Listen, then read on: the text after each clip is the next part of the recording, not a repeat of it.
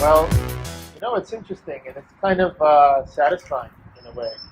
That Intercoin is a bit of an outlier, a bit unique at all these money events, money summit events that we go to, whether it's blockchain or consensus or anything like that, because we sort of got, we come from this perspective that money is a community phenomenon.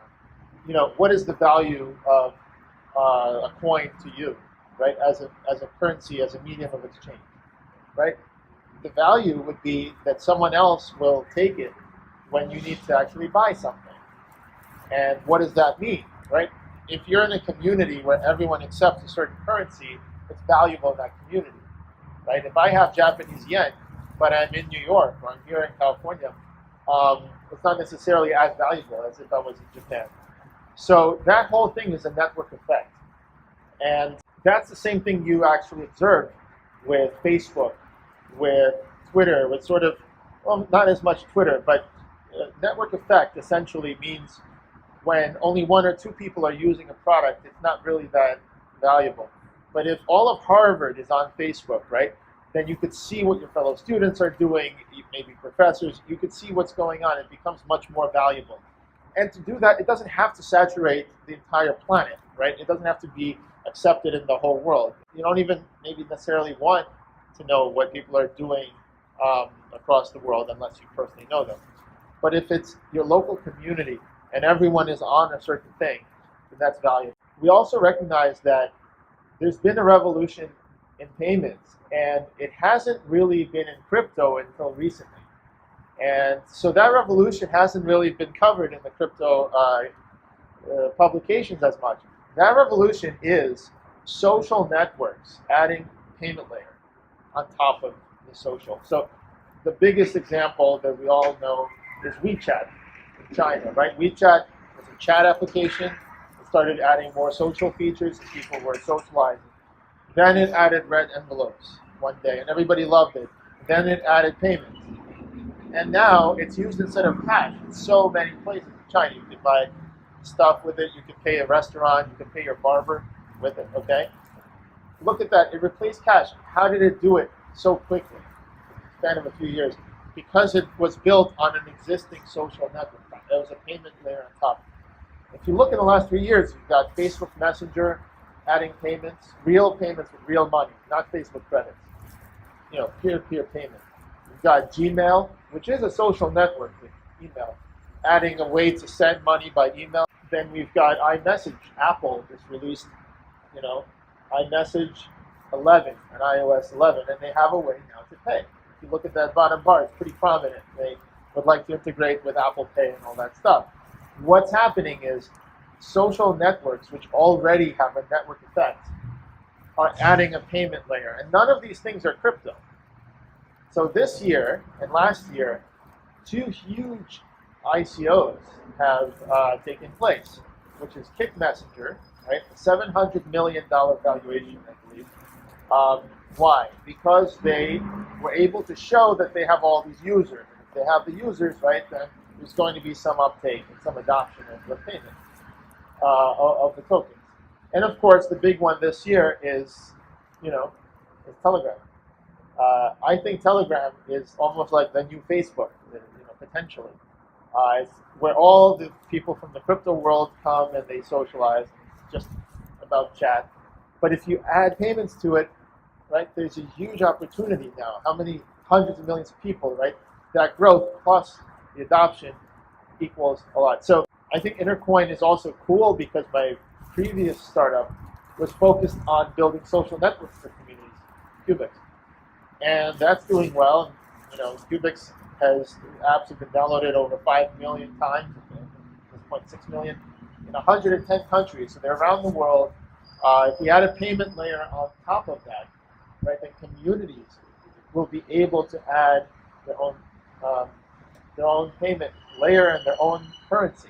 Intercoin and Cubix are kind of interesting because they're open source from day one, right? Let's say Cubix is the Telegram, okay, Cubix platform, which lets communities have their own app, their own currency, open source.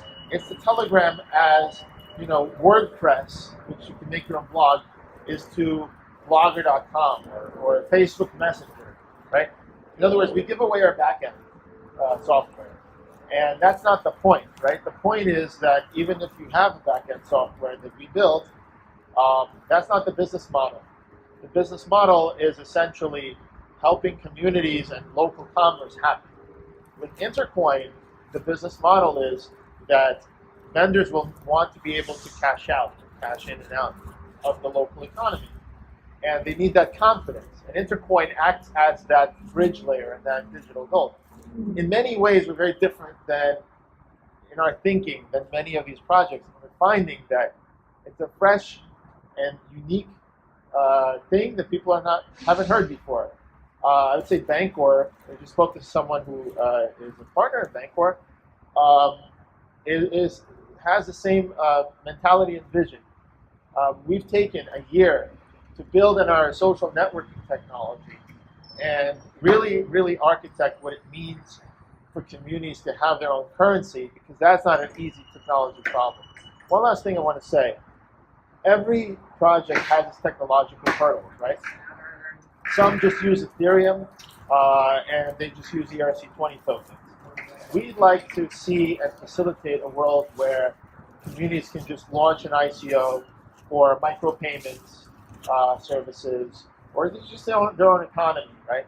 We want to see a future where you can airdrop money to communities that suffered after a disaster, or you could just donate without centralized, even NGOs deciding how to use the money, but rather each person gets a basic income or something where they can choose how to use it. That's our vision, and we'd like to take care of the technology, the legal, basically the regulations, as well as the taxation, the tax regime. And we want to make it as easy to start your own currency as, let's say, Stripe Atlas, an interesting recent project, makes it to start a company. Just go online, fill out, this is what I want to do. You get it customized, and it takes you step by step. Hopefully we could take a lot of the regulatory burden, a lot of the tax questions around taxation in many jurisdictions in the US and abroad, and take care of them. And we think that is actually very valuable. So that way, 2 years from now, if you want to do an ICO, yeah, you might go with Ethereum, but Intercoin hopefully will be an infrastructure that from day one, you've got your currency, it's fast, no fees for a lot of these transactions, takes care of the tax, takes care of the regulations wherever you are. If you're a community, a town, a university, a project that wants to raise money to fund drug research or a movie, or you just want to donate to a community that already has Intercoin, you'll be able to do those things. That's very different, I feel, than the vision that's been thus far. So, kind of nice, like I said, refreshing to always be able to come in, talk about this stuff, and then get people coming up and being like, wow, this is new, and this is something that can actually be adopted and used as currency. We want to be a part of it. So, yeah, it's been pretty exciting.